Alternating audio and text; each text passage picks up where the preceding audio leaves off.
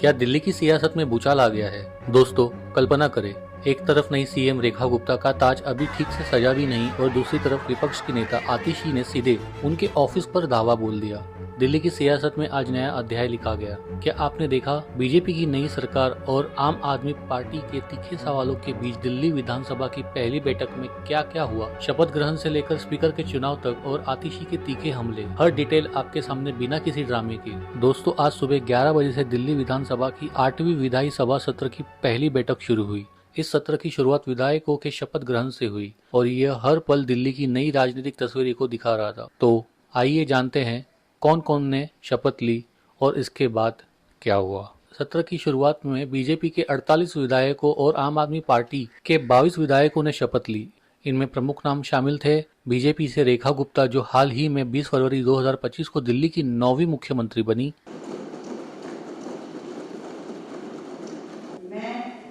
रेखा गुप्ता, जो विधानसभा की सदस्य निर्वाचित हुई हूँ, ईश्वर की शपथ लेती हूँ कि मैं विधि द्वारा स्थापित भारत के संविधान के प्रति सच्ची श्रद्धा और निष्ठा रखूंगी।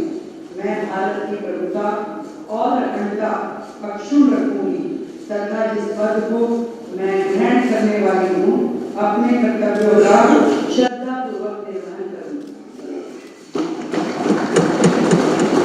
उन्होंने शपथ ली। इसके अलावा विजेंद्र गुप्ता, परवेज साहिब सिंह, आशीष सूद, मनजिंदर सिंह सिरसा, रविंदर इंद्रजीत सिंह, कपिल मिश्रा और पंकज कुमार सिंह जैसे बड़े नेता शपथ लेने वालों में शामिल थे। विपक्ष के नेता आतिशी मरलेना, अरविंद केजरीवाल, मनीष सिसोदिया और अन्य प्रमुख विधायकों ने भी शपथ ली।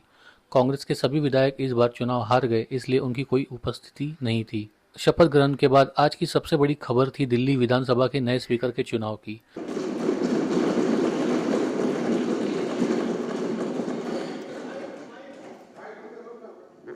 अध्यक्ष महोदय, मैं आपकी अनुमति से ये प्रस्ताव प्रस्तुत करती हूँ कि विजेंद्र गुप्ता जी, जो इस सदन के माननीय सदस्य हैं, उन्हें इस सदन का अध्यक्ष निर्वाचित किया जाए।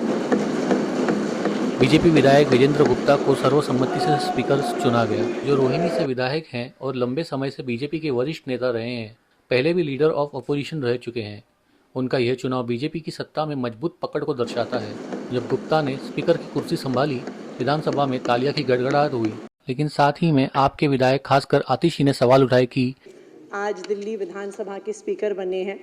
मैं हमारे सभी साथियों की ओर से आपको बहुत बहुत बधाई देती हूँ, बहुत बहुत मुबारकबाद देती हूँ। विजेंद्र गुप्ता जी ने हमेशा विधानसभा में लोगों के मुद्दे उठाए, मजबूती से उठाए, और आज आपको अध्यक्ष बनने पे बहुत बहुत बधाई। लेकिन अध्यक्ष महोदय, एक बात पे बहुत दुख व्यक्त करूंगी, जो आपके स्पीकर होने के नाते आपकी दिल्ली विधानसभा में जो दलित विरोधी, सिख विरोधी एक्शन हुआ है, मुख्यमंत्री कार्यालय से बाबा साहब भीमराव अंबेडकर की और शहीद आजम भगत सिंह की फोटो हटा दी गई है, जो दिखाता है कि भारतीय जनता पार्टी की दलित विरोधी मानसिकता है, सिख विरोधी मानसिकता है। बाबा साहब भीमराव अंबेडकर कौन है? वो व्यक्ति हैं। क्या बीजेपी यह कुर्सी भी अपने पक्ष में करेगी या जनता के हित में काम करेगी? सत्र में और क्या हुआ? सीएम रेखा गुप्ता ने अपनी सरकार की प्राथमिकताओं को साझा किया। उन्होंने कहा कि उनकी सरकार सीएजी रिपोर्ट्स को विधानसभा में पेश करेगी, जो आम आदमी पार्टी की सरकार के समय से लंबित थी।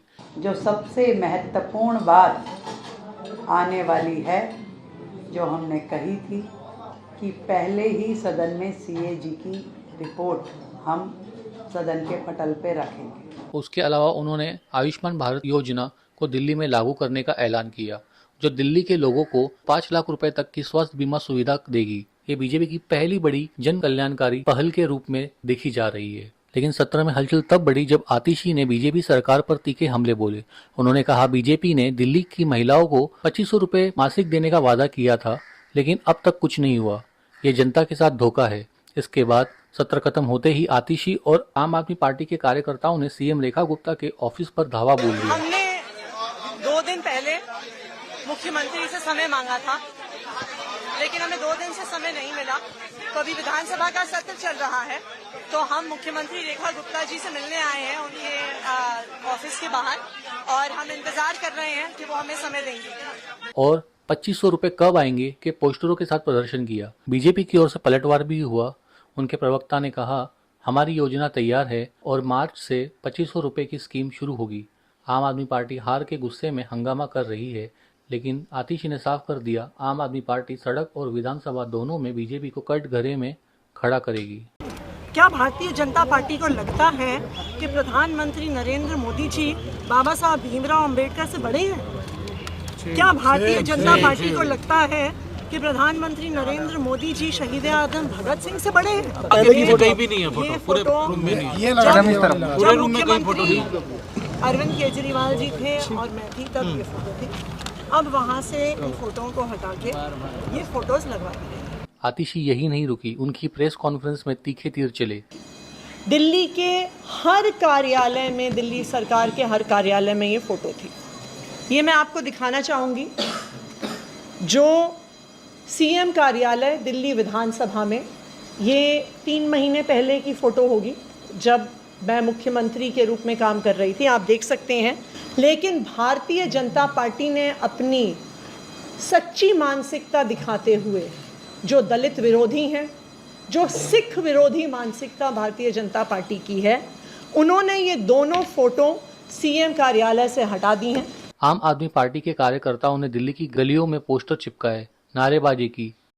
इसके अलावा सत्र में शिक्षा, स्वास्थ्य और बुनियादी ढांचे पर चर्चा हुई। बीजेपी ने अपनी प्राथमिकताएं रखी, लेकिन आपने इन पर सवाल उठाए। लेकिन स्पीकर विजेंद्र गुप्ता ने कुशलता से अनुशासन बनाए रखा।